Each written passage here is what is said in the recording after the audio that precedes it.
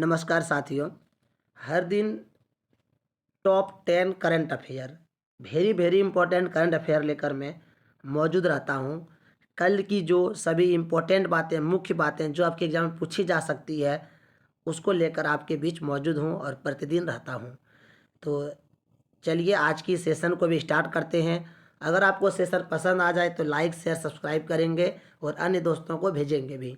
तो चलिए देखते हैं आज का पहला क्वेश्चन क्या है। आज का जो पहला क्वेश्चन है दोस्त, देखते हैं क्या है। तो पहला प्रश्न है, गणतंत्र दिवस 2025 की परेड में तीनों सेनाओं की झांकी की थीम क्या थी। देखिए दोस्त, जब भी कोई आयोजन होता है, कार्यक्रम होता है, उसका एक थीम होता है। और आजकल ऐसा देखा जा रहा है कि एग्ज़ाम में थीम बहुत ज़्यादा पूछा जा रहा है, बहुत सारे एग्ज़ाम में।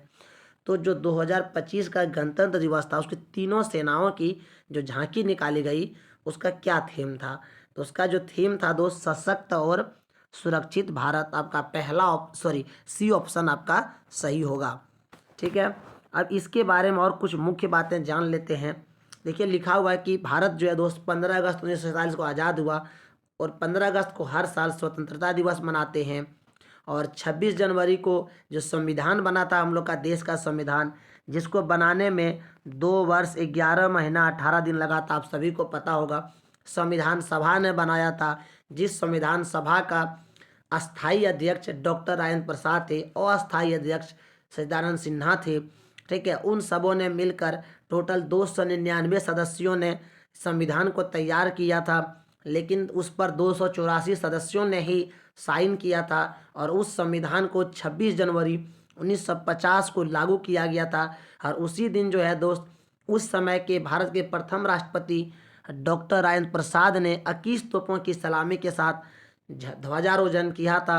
और इसीलिए हर दिन को 26 जनवरी को गणतंत्र दिवस मनाते हैं, क्योंकि 26 जनवरी को गणतंत्र लागू हुआ था। इस प्रश्न में हम लोग क्या मुख्य बातें जाने, अलग से बातें जाने जो एग्जाम में पूछे जा सकते हैं दोस्त। तो सबसे पहला बात ये जाने कि संविधान को बनाने में कितना दिन लगा था। तो 2 वर्ष 11 महीने 18 दिन। कितने सदस्यों ने भाग लिया था। तो 299 सदस्यों ने भाग लिया था।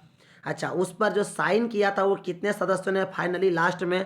तो 284, जिसमें से महिलाओं की संख्या कितनी थी। तो महिलाओं की संख्या 15 थी। ठीक है, अब हम लोग अगली प्रश्न को देखेंगे और इसी तरह से अगली प्रश्न में भी एक्स्ट्रा बातें जानेंगे, अन्य क्वेश्चन को पढ़ेंगे जो एग्जाम में पूछे जा सकते हैं। तो चलिए देखते हैं नेक्स्ट प्रश्न को। अगला प्रश्न है दोस्त, वित्तीय स्वास्थ्य सूचकांक 2025 में डैश 18वें प्रमुख राज्यों में वित्तीय स्वास्थ्य रैंकिंग में शीर्ष पर है। तो इसमें जो है दोस्त, उड़ीसा जो है वो क्या शीर्ष पर है। ये क्या है दोस्त, विश्व स्वास्थ्य सूचकांक किसी व्यक्ति या राज्य के वित्तीय स्वास्थ्य का माप है। यह सूचकांक वित्तीय मामलों के प्रबंधन और आर्थिक सुरक्षा का आकलन करता है। चलिए अगली प्रश्न को देखेंगे।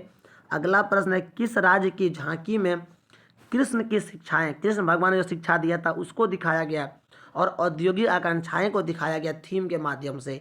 तो इसका जवाब है हरियाणा। ठीक है, हरियाणा की गणतंत्र दिवस झांकी में कृष्ण की शिक्षा और औद्योगिक आकांक्षा को दिखाया गया था। इस झांकी में प्रौद्योगिकी मतलब टेक्नोलॉजी के क्षेत्र में भी सशक्तिकरण को दिखाया गया है। चलिए चौथा प्रश्न को देखेंगे और जहाँ पर भी एक्स्ट्रा बात जानने का होगा, इंपॉर्टेंट बात वहाँ जानेंगे। अब यहाँ बोला गया था दोस्त कि कौन सा भारतीय राज्य पूर्व का मोती के नाम से प्रसिद्ध है। दोस्त गोवा जो है, पुर्तगालियों का शासन गोवा पर था। 1960 तक गोवा जो है पुर्तगालियों के अधीन में था। गोवा एक ऐसा राज्य है जो कभी अंग्रेजों के गुलाम नहीं हुआ। ठीक है, और वही गोवा है दोस्त जिनको क्या कहा जाता है, पूर्व का मोती कहा जाता है। तो क्वेश्चन था, कौन सा भारतीय राज्य पूर्व का मोती के नाम से प्रसिद्ध है। इसका जवाब है गोवा। चलिए, और गोवा जो है दोस्त भारत का सबसे छोटा राज्य है। ठीक है, चलिए नेक्स्ट देखते हैं।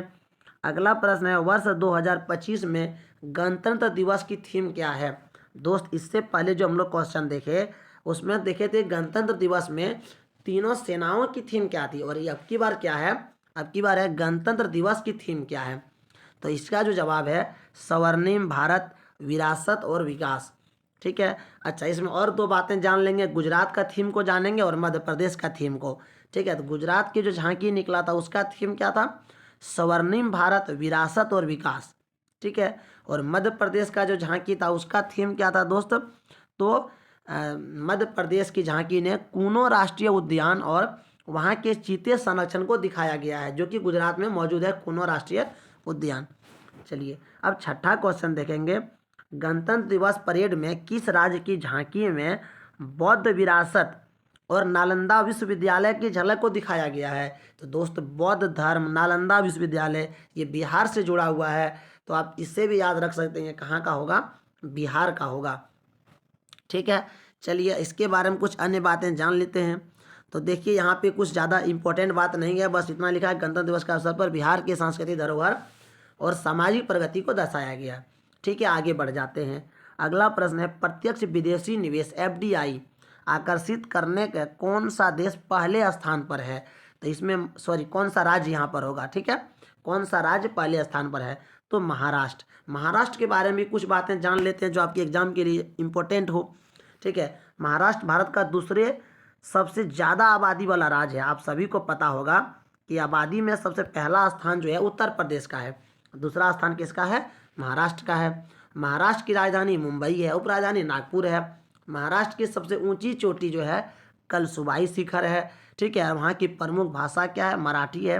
और एक इम्पॉर्टेंट बात सबसे लास्ट में देखिएगा, यहाँ पे महाराष्ट्र में अजंता एलोरा की गुफाएं हैं जो यूनेस्को की विश्व धरोहर स्तर पर है। ऐसे क्वेश्चन आता है कि अजंता एलोरा की गुफा किस राज्य में है, तो महाराष्ट्र में है। अच्छा, ये क्वेश्चन क्या था, क्वेश्चन था कि प्रत्यक्ष विदेशी निवेश FDI आकर्षित करने में कौन सा राज्य सबसे पहले स्थान पर है। तो कौन सा राज्य है दोस्त, आपका महाराष्ट्र है। महाराष्ट्र के बारे में और भी जो बातें जानना था जान लिए। अब अगली प्रश्न को देखेंगे। अगला प्रश्न है, कितने सरकारी स्कूल की बैंड टीमों को गणतंत्र दिवस परेड 2025 में भाग लेने का अवसर मिला। तो 3, इसका जवाब क्या हो जाएगा, 3। अगला प्रश्न है, किस माह में भारत का ऊर्जा सप्ताह 2025 आयोजित किया जाएगा। तो इसका जवाब है फरवरी 2025। अगला जो है सवाल है दोस्त, हाल ही में किसने राज्य की वित्तीय स्थिति का आकलन हेतु वित्तीय स्वास्थ्य सूचकांक 2025 लॉन्च किया। तो इसका जवाब है नीति आयोग। क्या था क्वेश्चन कि वित्तीय स्वास्थ्य सूचकांक 2025 किसने लॉन्च किया। तो वित्तीय स्वास्थ्य सूचकांक 2025, वित्तीय स्वास्थ्य सूचकांक 2025 नीति आयोग ने लॉन्च किया। नीति आयोग क्या है इसको समझते हैं।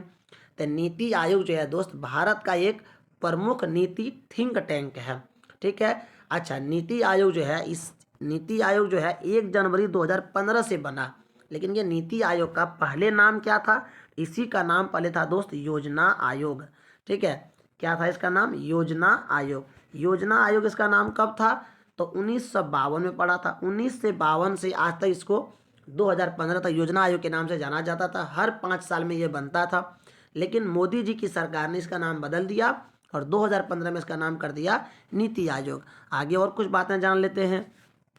नीति आयोग का पूरा नाम आप देख सकते हैं यहाँ पर क्या है, इसको इंग्लिश में NITI नीति बोलते हैं, लेकिन इसका पूरा नाम क्या है, राष्ट्रीय भारत परिवर्तन संस्थान। बोलता है नीति आयोग देश में सतत विकास लक्ष्य को अपनाने उसकी निगरानी का काम करता है। ठीक है, अगला प्रश्न है, निम्नलिखित में से कुल कितने कर्मियों को गणतंत्र दिवस 2025 अवसर पर वीरता का सेवा पदक मिला। इसका जवाब है 942।